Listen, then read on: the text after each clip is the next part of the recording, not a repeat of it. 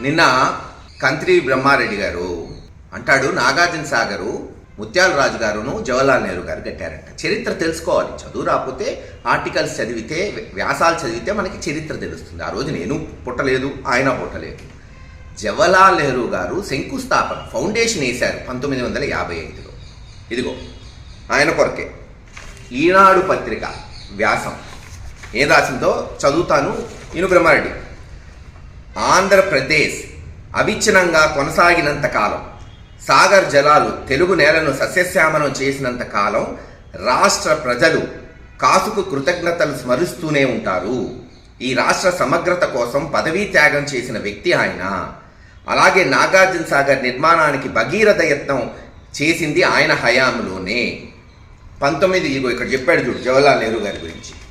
1955 డిసెంబర్లో జవహర్లాల్ నెహ్రూ సాగర్ ప్రాజెక్టుకు శంకుస్థాపన చేస్తే 1964 ఫిబ్రవరిలో కాసు ముఖ్యమంత్రి పదవీ స్వీకారం చేసే నాటికి నత్తనడకన పనులు సాగుతూ నిర్మాణం నీరసించిపోయి ఉంది.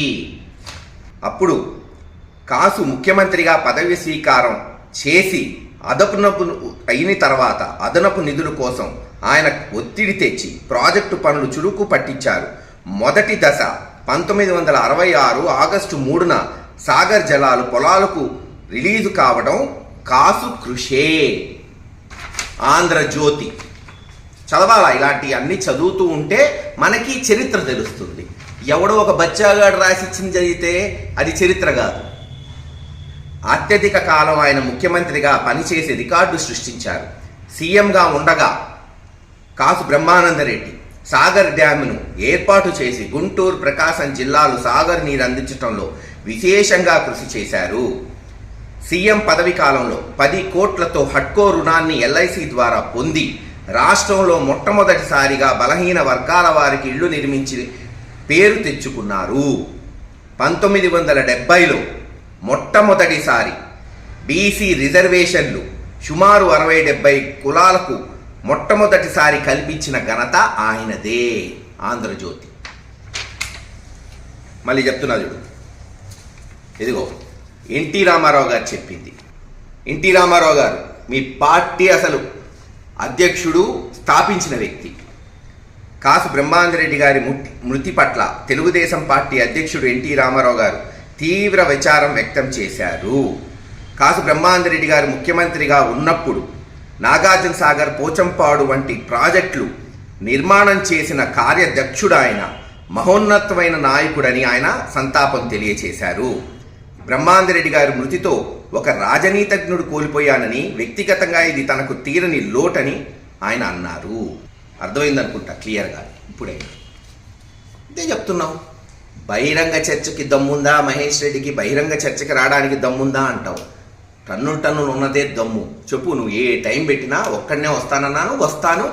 మాచర్ల గురించి, గురజాల గురించి, పల్నాడు జిల్లాలో జరిగిన అభివృద్ధి గురించి బహిరంగ చర్చకి ఎప్పుడూ నేను సిద్ధమే. ఎక్కడ పెట్టినా నేను సిద్ధమే. మళ్ళీ చెప్తున్నా, మీరు ఏ టైంకి రమ్మన్నా రావడానికి రెడీగా ఉన్నాను. మాట్లాడితే వరికి పుడసాల పూర్తి చేశాడు అంటాడు మహేష్ రెడ్డి. నేను ఎప్పుడు అన్నాను పూర్తి చేశామని?